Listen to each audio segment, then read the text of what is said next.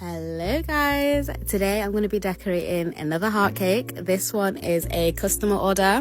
She was turning 16 and she wanted everything.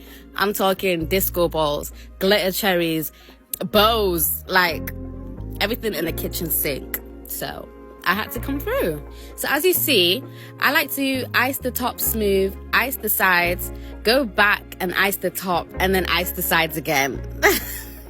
Guys, I realize I'm kind of good at explaining things, but at the same time I'm really not. So the other day I had one of my fellow viewers, one of my cuties, they were making a wedding cake and they were really stressed about it, and they were like, Jane, I need your help.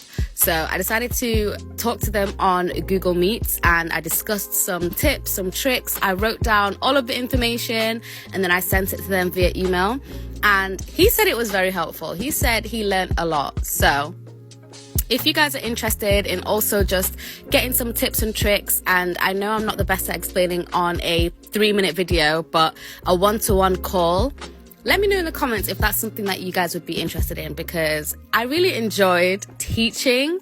Like, I don't know, it just felt like a different vibe than the voiceovers. So I would love to do it. So let me know. Yeah. I'll have to figure out some logistics, like, I don't know, a sign-up sheet, so then I can book you guys all in and we can have one-to-one calls, teaching sessions. I don't know, I can even decorate with you on the call for some support.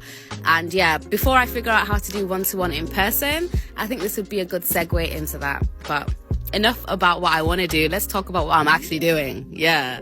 So I'm using my 6B tip, which I think might be my new favorite. Like, I just love the exaggerated shell look. So I use that. And then here I'm going in with my 103 ruffle tip to do a double ruffle along the sides. Like, when I say she wanted a lot, I'm doing a lot. I then went in with my large leaf tip to do another ruffle on top of those other ruffles. And I used my number 2 writing tip to do little lines across the ruffle like thread. But you can't even really see it, so that kind of wasted my time. But then it wasn't really a waste of time because you can see the details if you look close enough, you know? I then used my 32 piping tip to do one last shell border on top of my large shells, and that's the piping complete. Onto the decor. As I mentioned before, she wanted disco balls.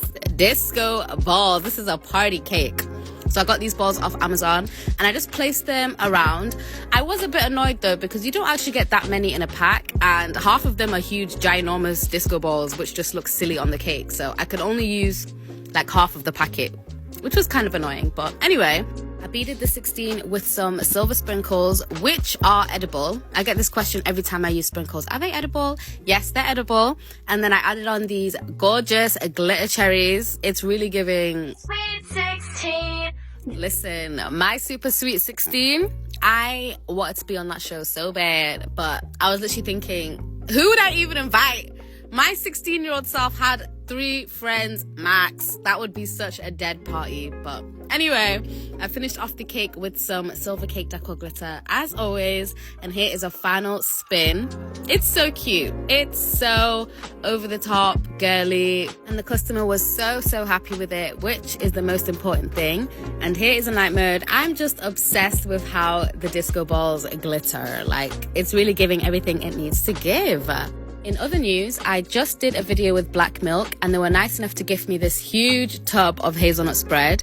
So I'm thinking of doing like postal boxes so all of you guys can try my cakes all over the UK. So I'll keep you guys posted on that once I've finalized everything. But as always, let me know what you guys think. Bye, cuties!